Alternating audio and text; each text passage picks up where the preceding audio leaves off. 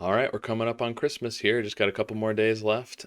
Today we are going to do a snake puzzle, and the standard version is really more of a variant on a snake egg puzzle. Um, but we're also going to be using Penpa if you're on the online version, which we haven't used yet in any of these puzzles, but it works just the same as the other online sites that we've used, and it has the capability to tell you if you've completed the puzzle, kind of like when we were on Puzzlink. So make sure you can choose whatever colors you want here, but you need to use the dark gray, I believe, for the solve part of it to work. So I made just a simple one here, but essentially what happens is if you complete the snake correctly, it pops up and says, well done. And it doesn't matter, it only matters the gray parts that you have for the snake.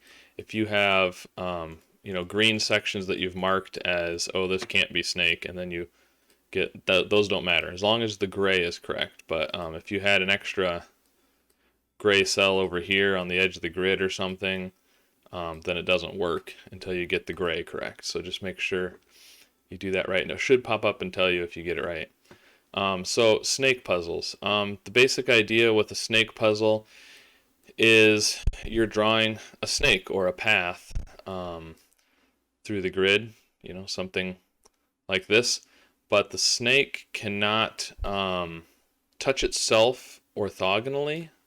So what that means is if your snake comes up around here and back down and over, it could go here, it can touch diagonally, but the snake couldn't do this.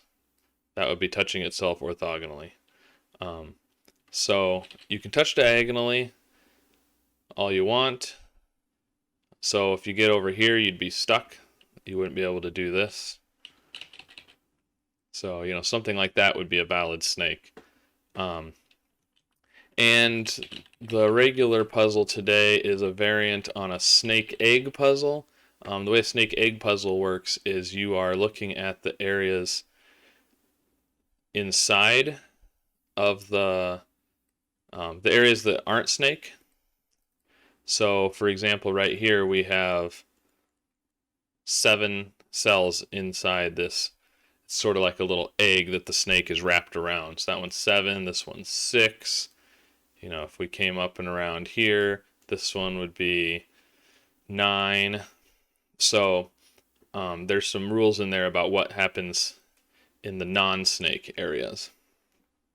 And then there's some extra things about some avoiding soldiers and all that, so make sure you read the instructions correctly. And the rules are slightly different between the family version and the standard version. So, but that's the basics of snakes.